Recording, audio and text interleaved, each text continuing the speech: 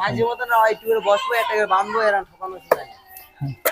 চলে আসলাম আবার রামনগরে কাজ করতে। ছোটবেলায় তখন হচ্ছে 7-এ পড়ি, না 7-এ না 8-ই পড়ি।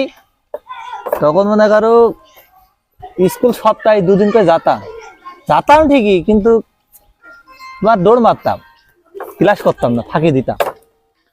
স্যারে একদিন আমার কইলো যে তুই এইভাবে ফাঁকি দিতে ফাঁকেই ফিরে যাবি। হ্যাঁ, এই ফাঁকের ফল এই যে, এই দেখো শেষ ফাঁকের ফল। হ্যাঁ, এখন এই যে বাঁশখুঁটি কেটে বেড়াতে হচ্ছে আমার এখন। হ্যাঁ, ফাটাবাসি হোল আটকে গেছে। তা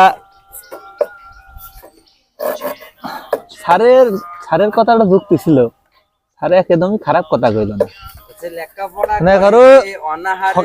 সে তখন সকালবেলা বাপের পকেটে টাকা চুরি করার একটা মজাই আলাদা ছিল।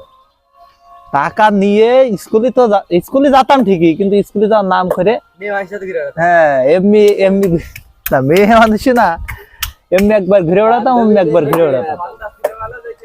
একবার ছবি দেখা, একবার তোমার প্রসাদপুর যাওয়া, একবার প্রজেক্টে যাওয়া, এইসব করে বেড়াতাম। এইসবের ফল এই যে এখন আমি পাচ্ছি। আচ্ছা, এইটুকু হবে না।